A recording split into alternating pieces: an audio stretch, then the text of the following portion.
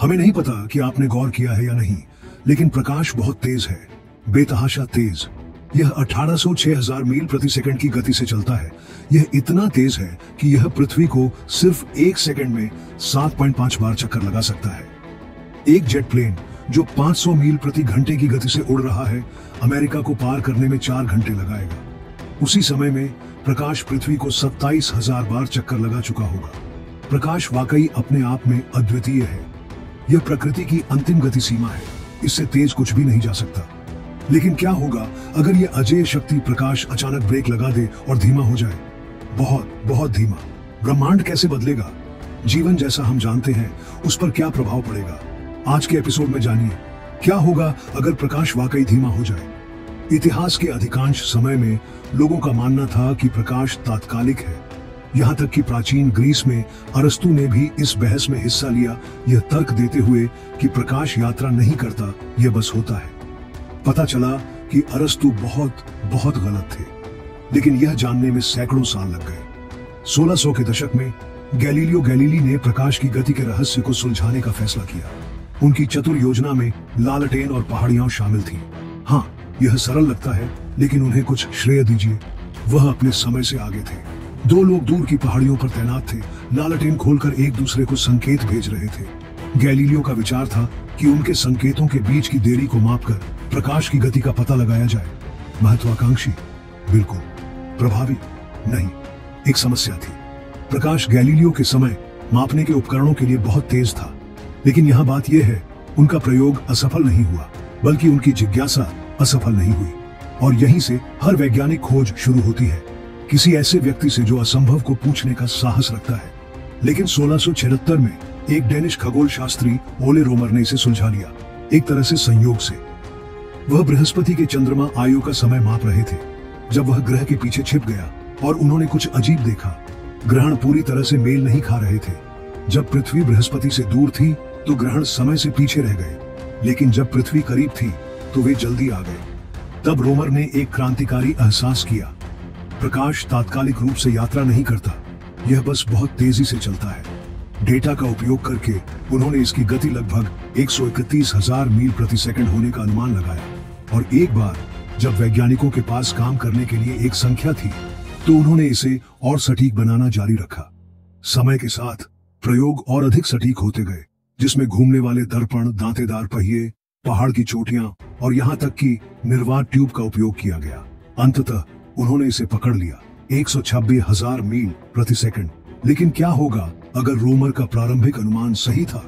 चलिए प्रकाश को 131,000 मील प्रति सेकंड तक धीमा कर देते हैं। अभी भी तेज, हाँ, लेकिन अब यह स्पष्ट रूप से धीमा हो गया है। पृथ्वी पर यह धीमा प्रकाश कुछ आश्चर्यजनक प्रभाव पैदा करेगा, खासकर समय और संचार के अनुभव में। लेकिन वास्तविक अंतर बड़ी दूरी पर प्रकट होगा, जहां प्रकाश की देरी को नजरअंदाज करना असंभव हो जाएगा। चलिए देखते हैं कि प्रकाश की धीमी गति ग्रहों को देखने के तरीके को कैसे प्रभावित करेगी। लेकिन पहले हमें थोड़ा सिद्धांत सीखना होगा। हमें यह समझने की जरूरत है कि जब वस्तुएं चलती हैं तो प्रकाश कैसे व्यवहार करता है। यह हमें एक महत्वपूर्ण अवधारणा की ओर ले जाता है, डॉपलर प्रभाव। आपने शायद डॉपलर प्रभाव के बारे में सुना होगा। यही कारण है कि गुजरती हुई एम्बुलेंस की सायरन की पिच बदलती है। यह बढ़ती है जब एम्बुलेंस नजदीक आती है और गिरती है जब वह दूर जाती है। जैसे ही एम्बुलेंस चलती है, यह अपने आगे की ध्वनि तरंगों को संकुचित करती है, जिससे पिच बढ़ती है, जबकि पीछे की तरंगों को खींचती है, जिससे ध्वनि कम हो जाती है। खैर, प्रकाश भी ठीक उसी तरह व्यवहार करता है। प्रकाश सिर्फ एक तरंग नहीं है, यह एक कण भी है, और ध्वनि की तरह यह भी डॉपलर प्रभाव का अनुभव करता है। खगोल शास्त्रियों ने दशकों से दूर की आकाश गंगाओं के व्यवहार में इसे देखा है। जैसे ही आकाश गंगाएं हमसे दूर जाती हैं, उनका प्रकाश खींचता है, जिससे वह स्पेक्ट्रम के लाल छोर की ओर खिसक जाता है। इसे रेड शिफ्ट कहा जाता है, और आकाश गंगा जितनी दूर होगी, प्रभाव उतना ही अधिक होगा। अब कल्पना कीजिए कि यह एक ऐसे ब्रह्मांड में हो रहा है जहां प्रकाश की गति धीमी है। परिवर्तन नाटकीय होंगे, और सिर्फ तारों के लिए ही नहीं।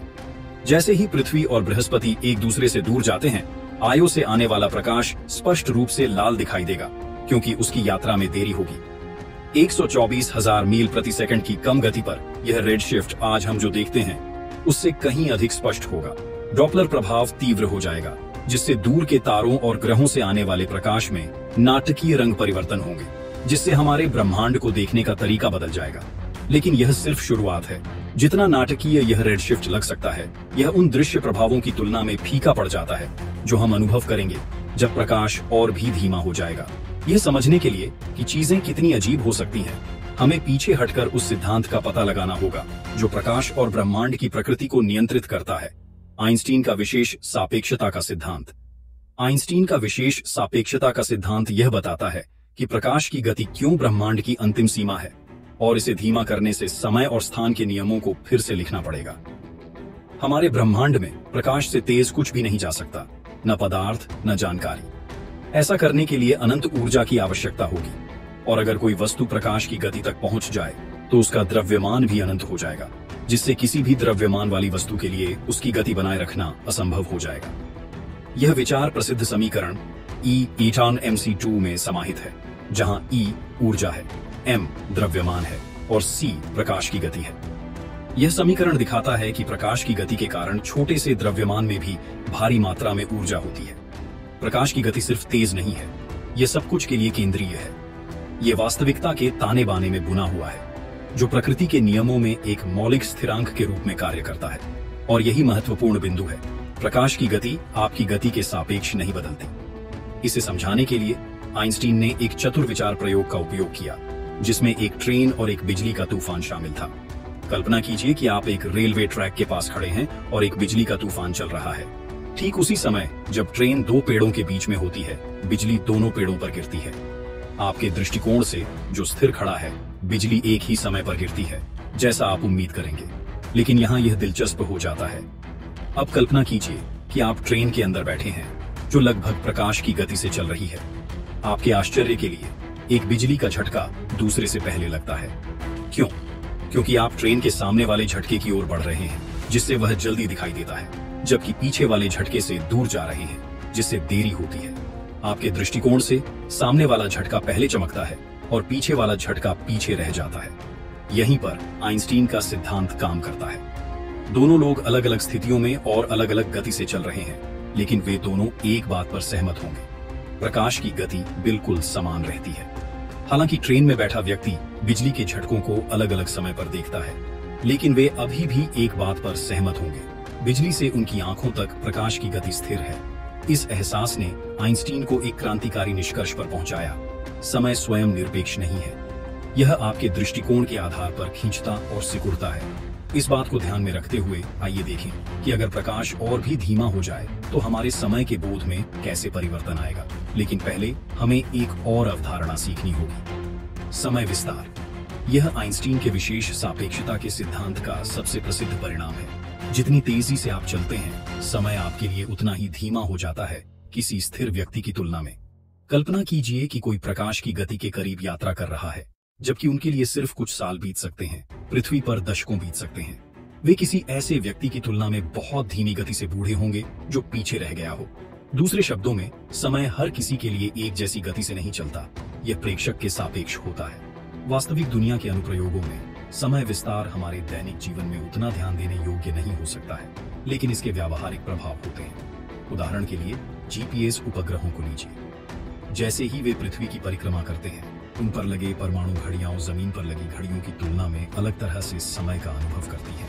अंतरिक्ष में उनकी उच्च गति के कारण वे जमीन पर लगी घड़ियों की तुलना में थोड़ी तेजी से चलती हैं। GPS को सटीक बनाए रखने के लिए इंजीनियर इन माइक्रोसेकंड के अंतर को ध्यान में रखते हैं, जिससे सिस्टम पूरी तरह से सिंक्रोनाइज रहता है। इन समायोजन के बिना आपका GPS निर्देश मीलों भटक सकता है। अब अगर प्रकाश की गति बहुत धीमी हो जाए, मान लीजिए 10,000 मील प्रति सेकंड से कम, तो समय विस्तार और अधिक चरम हो जाएगा और समय स्वयं अप्रत्याशित रूप से व्यवहार करने लगेगा। इसका प्रवाह लगभग यादृच्छिक लग सकता है आपकी गति के आधार पर। चूंकि पृथ्वी पर तेजी से चलना व्यावहारिक नहीं है, चलिए इस विचार प्रयोग के लिए आपको अंतरिक्ष में छोड़ देते हैं। जितनी तेजी से आप वहां यात्रा करेंगे, आप समय के धीमे होने का अनुभव करेंगे। अगर प्रकाश अभी की तुलना में बहुत धीमा हो जाए, तो आपके लिए और पृथ्वी पर किसी व्यक्ति के लिए समय के बीच का अंतर और भी अधिक चरम हो जाएगा। तो अगर आप इस धीमी गति से यात्रा कर रहे होते, तो आपको लगता कि सिर्फ कुछ पल बीते हैं, जबकि पृथ्वी पर लोगों के लिए दशकों या सदियों का समय बीत चुका होता। लेकिन सिर्फ समय ही अजीब नहीं होता, अंतरिक्ष का ताना बाना भी विकृत होने लगता है। इतनी धीमी गति पर गतिमान वस्तुएं स्थिर प्रेक्षकों को खींची हुई या विकृत दिखाई देंगी। जिन चीजों को हम सामान्य मानते हैं, जैसे 1 सेकंड का प्रवाह या किसी वस्तु की दूरी, वे पूरी तरह से अजीब लगने लगेंगी। आपकी ओर आ रहा एक अंतरिक्ष यान सिर्फ तेज नहीं लगेगा, यह अपने वास्तविक आकार से बहुत छोटा दिखाई देगा, क्योंकि यह आपकी आंखों के सामने संकुचित हो जाएगा। इस अजीब अनुभव को एक और महत्वपूर्ण अवधारणा से समझाया जा सकता है, लंबाई संकुचन। चलिए इस अवधारणा को समझते हैं। जैसे जैसे हम प्रकाश की गति को और धीमा करते हैं और पृथ्वी पर वापस आते हैं, यह देखने के लिए कि यह कैसा अराजकता पैदा कर सकता है। विशेष सापेक्षता में लंबाई संकुचन यह बताता है कि प्रकाश की गति के करीब चलने वाली वस्तुएं एक स्थिर प्रेक्षक को छोटी दिखाई देती हैं। तो अगर आप लगभग प्रकाश की गति से चल रहे हैं, तो आपके साथ चलने वाली वस्तुओं की लंबाई यात्रा की दिशा में सिकुड़ी हुई दिखाई देगी। जितनी तेजी से आप चलेंगे, वे उतनी ही अधिक संकुचित होंगी। हालांकि यह प्रभाव प्रेक्षक की स्थिति पर निर्भर करता है। वस्तु के साथ चलने वाले व्यक्ति के लिए यह पूरी तरह से सामान्य दिखाई देगा, लेकिन किसी स्थिर व्यक्ति के लिए वस्तु बहुत छोटी दिखाई देगी। अब कल्पना कीजिए कि आप जमीन पर एक स्थिर वस्तु है और एक ट्रेन आपके पास से गुजर रही है, लेकिन चाल यह है कि प्रकाश की गति अब 500 मील प्रति सेकंड है।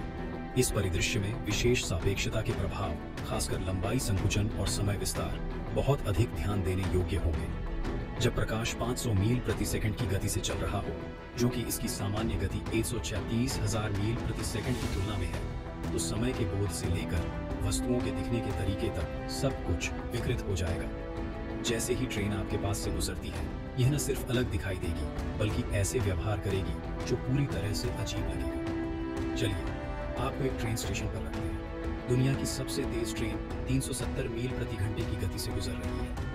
हम प्रकाश की गति के करीब पहुंचने के लिए सबसे तेज ट्रेन का उपयोग कर रहे हैं। तो ट्रेन 370 मील प्रति घंटे की गति से आपकी ओर आ रही है, जबकि प्रकाश 500 मील प्रति सेकंड की गति से चल रहा है। जैसे ही ऐसा होता है, आप तुरंत डॉपलर प्रभाव को पूरी तरह से काम करते हुए देखेंगे। ग्रहों और रेडशिफ्ट को याद कीजिए। खैर, आप इसे यहाँ भी देखेंगे। जैसे ही ट्रेन आपकी ओर बढ़ती है, उसके सामने से आने वाला प्रकाश कसकर संकुचित हो जाएगा, जिससे ट्रेन सामान्य से कहीं अधिक नीली दिखाई देगी। जैसे ही यह आपके पास से गुजरती है, ट्रेन के पीछे से आने वाला प्रकाश खींच जाएगा, जिससे ट्रेन एक भयानक लाल रंग की दिखाई देगी। यह रंग परिवर्तन सिर्फ एक सूक्ष्म अंतर नहीं होगा, यह नाटकीय होगा, जिससे ट्रेन की पूरी उपस्थिति बदल जाएगी। फिर जैसे ही ट्रेन तेजी से गुजरती है, कुछ बहुत अजीब होता है।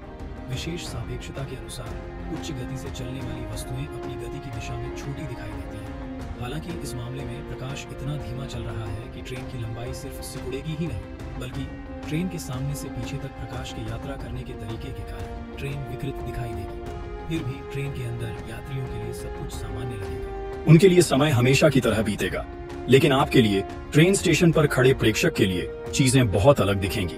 यह सब सिद्धांत है, लेकिन क्या आप शारीरिक रूप से प्रकाश को धीमा कर सकते हैं?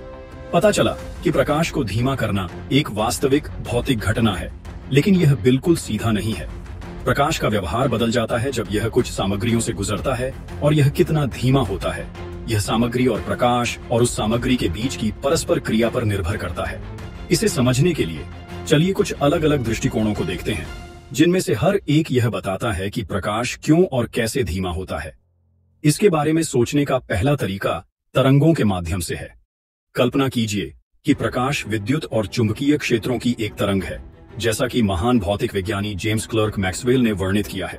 जब प्रकाश कांच या पानी जैसी सामग्री में प्रवेश करता है, तो यह सामग्री के परमाणुओं के भीतर आवेशित कणों, प्रोटॉन और इलेक्ट्रॉन का सामना करता है।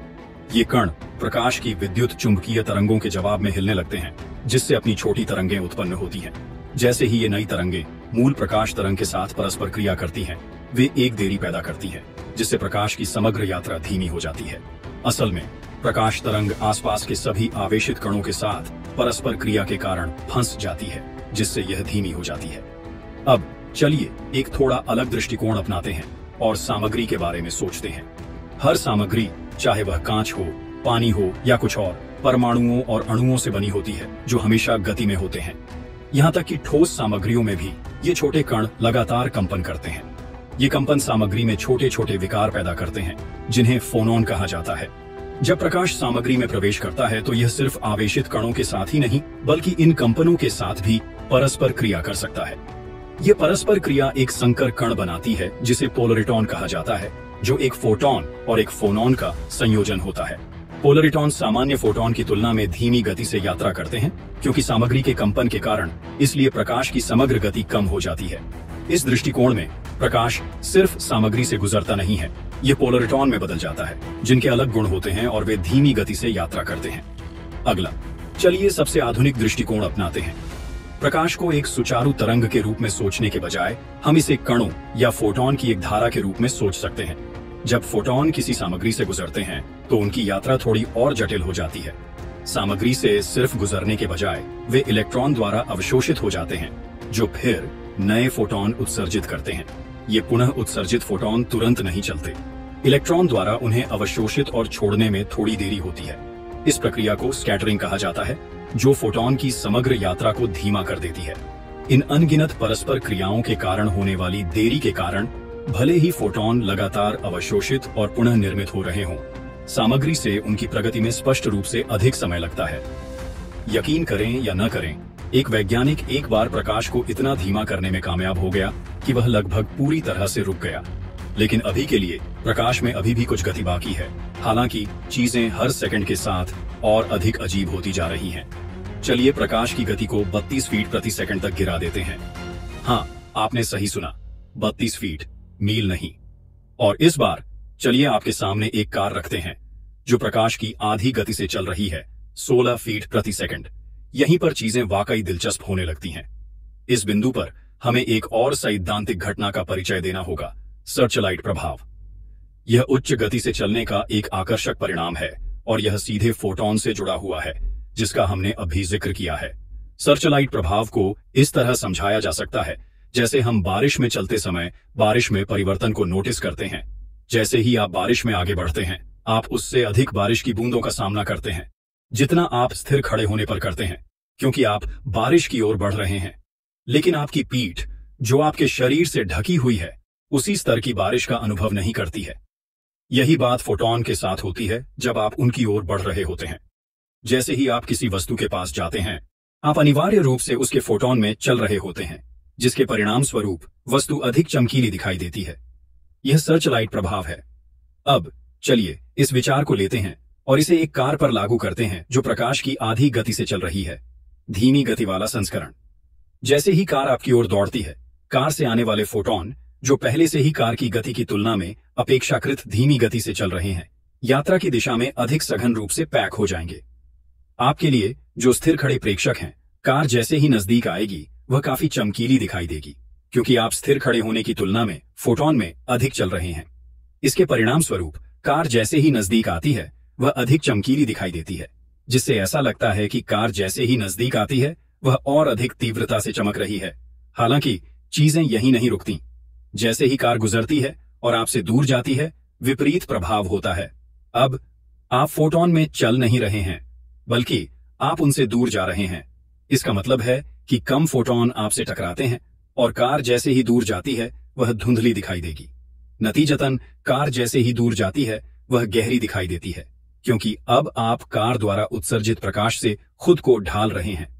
बेशक आप इस वीडियो में पहले से ही कवर किए गए अन्य प्रभावों का भी अनुभव करेंगे, और अगर हम प्रकाश की गति को और भी कम कर दें तो उनमें से हर एक और अधिक अजीब हो जाएगा। तो चलिए बस यही करते हैं। मान लीजिए कि प्रकाश की गति अब लगभग 18 फीट प्रति सेकंड है। इसका मतलब है कि कार लगभग प्रकाश की 90% गति से यात्रा कर रही है। अब कार में लंबाई संकुचन स्पष्ट रूप से दिखाई देता है, लेकिन सिकुड़ने के बजाय यह थोड़ा घूमी हुई दिखाई देती है।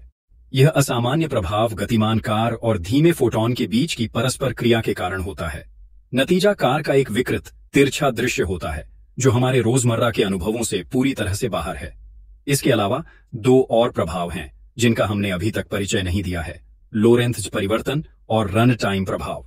हमने पहले ही उल्लेख किया है कि प्रकाश की गति कम होने पर वस्तुएं अजीब तरीके से विकृत होती हैं, लेकिन हमने इसका कोई नाम नहीं दिया। तो लोरेंत्ज़ परिवर्तन तब होता है जब आप प्रकाश की गति के करीब चलते हैं, जिससे स्थान और समय खींचने और विकृत होने लगते हैं।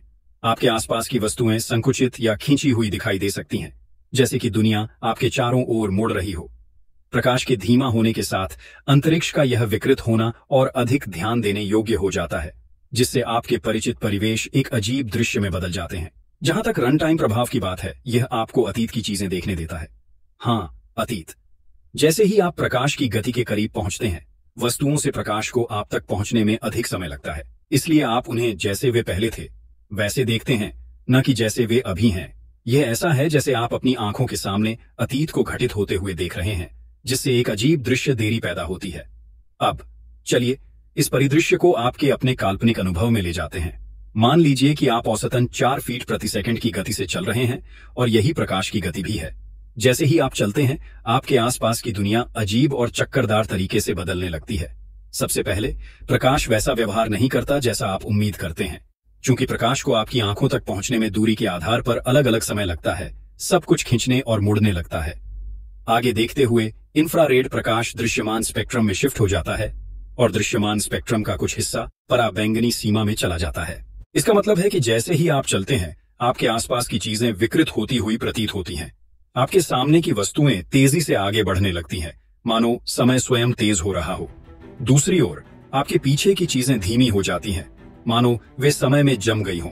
वास्तव में, चूंकि प्रकाश को आप तक पहुंचने में दूरी के कारण अधिक समय लगता है, यहां तक कि आपके अपने पैरों का दृश्य भी लगभग 180 मिलीसेकंड तक देरी से दिखाई देता है। आप लगातार अपने आप को अतीत में देख रहे होते हैं और आपका हर कदम ऐसा लगता है जैसे आप एक अजीब समय को मोड़ने वाली वास्तविकता का हिस्सा हैं, और यह सब कुछ लगभग 4 फीट प्रति सेकंड की गति से होता है। अब 4 फीट प्रति सेकंड बहुत धीमा लग सकता है, लेकिन क्या होगा अगर हम इसे 0 तक ले जाएं? यही वह चीज है जो हार्वर्ड यूनिवर्सिटी की एक प्रतिभाशाली भौतिक विज्ञानी लेने हाउ ने 2001 में हासिल की। उन्होंने एक बोस-आइंस्टीन कंडेंसेट बनाया, एक गैसीय परमाणुओं का बादल जिसे लगभग परम शून्य तक ठंडा किया गया, जो संभवित सबसे ठंडा तापमान है। इसे करने के लिए उन्होंने एक ओवन में सोडियम को वाष्पित किया, परमाणुओं को मुक्त किया और फिर उन्हें एक लेजर से बमबारी करके उन्हें धीमा कर दिया, जिससे उनके कंपन पूरी तरह से रुक गए। यह अति ठंडी गैस तब पृथ्वी पर सबसे ठंडे पदार्थों में से एक बन गई। लेकिन असली जादू तब हुआ जब सोडियम कंडेंसेट के माध्यम से प्रकाश की एक किरण को भेजा गया। जैसे ही यह उससे गुजरी, प्रकाश की गति एक धीमी गति तक गिर गई। लेकिन हाउ यही नहीं रुकी। उन्होंने और उनकी टीम ने और आगे बढ़कर प्रकाश को पूरी तरह से रोकने में सफलता हासिल की। हाउ और उनकी टीम ने यह अद्भुत कारनामा सोडियम परमाणुओं की एक गैस के माध्यम से एक लेजर पल्स भेजकर हासिल किया। बीच में उन्होंने एक कपलिंग लेजर बीम को बंद कर दिया, जिससे प्रकाश की पल्स पूरी तरह से रुक गई। आश्चर्यजनक रूप से जब उन्होंने कपलिंग बीम को वापस चालू किया, तो प्रकाश ने अपनी यात्रा फिर से शुरू कर दी, मानो कुछ हुआ ही न हो। मान लीजिए कि हम पूरे ब्रह्मांड में प्रकाश की गति को धीमा कर देते हैं या यहाँ तक कि इसे पूरी तरह से रोक देते हैं। क्या होगा? मूलभूत स्तर पर प्रकाश की गति को बदलने से स्थान और समय का ताना बाना भी बदल जाएगा। पदार्थ जो प्रकाश से गहराई से जुड़ा हुआ है, गंभीर रूप से प्रभावित होगा। अगर अन्य मौलिक स्थिरांक जैसे फाइन स्ट्रक्चर कांस्टेंट या कणों का द्रव्यमान भी प्रकाश की गति को बदलने के साथ बदल जाए, तो परिणाम विनाशकारी होंगे। परमाणुओं का आकार बदल जाएगा और अणु ठीक से एक साथ नहीं रह पाएंगे। वह रसायन जो हमें जीवित रखता है शायद टूट जाएगा, जिससे यह एक अल्पकालिक अनुभव होगा। यहाँ तक कि अगर आप किसी जादुई तरीके से इस भारी बदलाव से बच भी गए, तो ब्रह्मांड आपको पूरी तरह से अजीब लगेगा, जहाँ रंग बदलते हैं, समय मुड़ता है और शायद वास्तविकता के कुछ हिस्से पूरी तरह से अज्ञात हो जाते हैं। अंत में प्रकाश की गति को हल्के में लेना आसान है, लेकिन इसकी स्थिरता ही उस ब्रह्मांड को आकार देती है जिसमें हम रहते हैं। यह परिभाषित करती है कि हम समय, स्थान और उनके बीच की हर चीज को कैसे देखते हैं। इसके बिना हमारी वास्तविकता उन तरीकों से उलझ जाएगी जिनकी हम कल्पना भी नहीं कर सकते। अगर प्रकाश की गति बदल सकती है, तो आप एक ऐसी दुनिया में कैसे ढलेंगे जहां वास्तविकता लगातार बदलती और मुड़ती रहती है? हमें कमेंट्स में बताएं। अब